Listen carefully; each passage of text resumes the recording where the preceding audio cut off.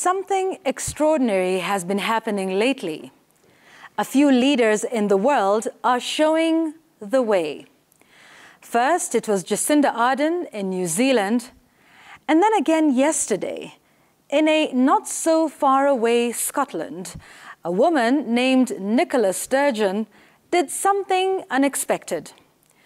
Ms. Sturgeon has been the first Minister of Scotland and leader of her party, the SNP, for the last 8 years. Yesterday, she announced her resignation from the top job of her country.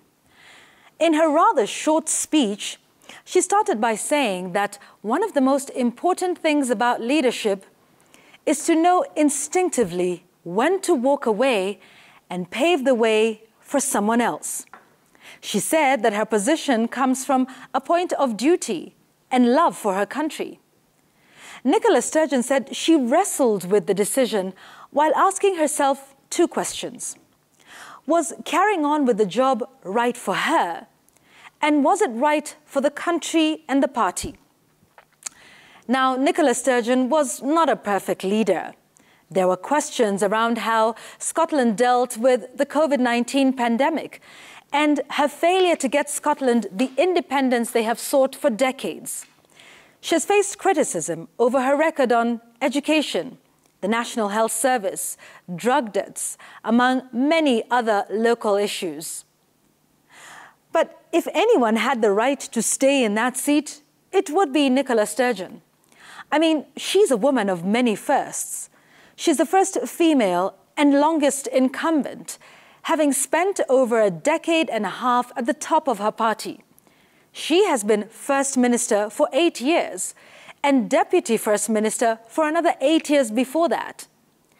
Did I mention that she is stepping down at a time when political pundits say her Scottish National Party is well poised to win the next election, with the opposition lagging far behind? With all of this going for her, why on earth would she, or indeed anyone, want to resign? I mean, is she in her right mind? Her decision is nonetheless historic, and for me, bears many lessons. Here's what I took away from her very short resignation speech. First, there is life after leadership, life after politics. Leaders are human too. They have families and they give their everything to the job, as they should. But knowing that there is life beyond that political platform is what helps one lead with a legacy in mind. Because one will not, or should not, die in office. Her vulnerability to admit that she's a human being as well as a politician, and that the job takes everything of a person, and that the intensity and the brutality of the job had taken its toll on her. They too get tired. They too burn out and run out of ideas. She also said something important, that she knows that while there are some in Scotland who love her, there are equally others who do not love her at all and were probably celebrating her impending exit.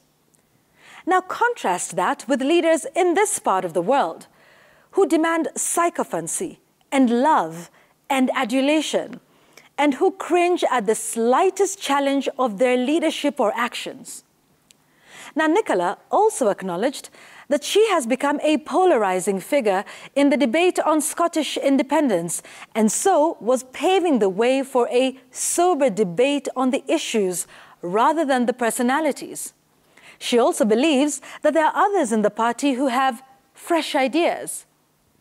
Now, contrast that again with Africa, where parties are the sole property of the party leaders and where they use them at will and drop them like a smelly pair of socks the next day when they no longer serve their selfish purposes. There is more.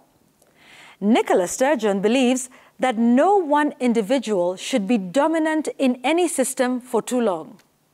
Uy, mama yuko sawa kweli? Has she been to Africa?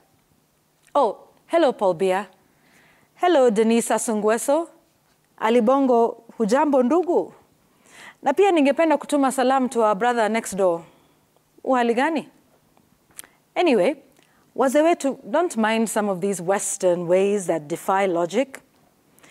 But one of the things that she has done is to shine a light on wisdom in leadership, how to lead, how not to lead, admitting mistakes and vulnerabilities, to know when you are making a difference and when you are not, and the wisdom to tell the difference. Most importantly, it is very important to know when to exit the stage.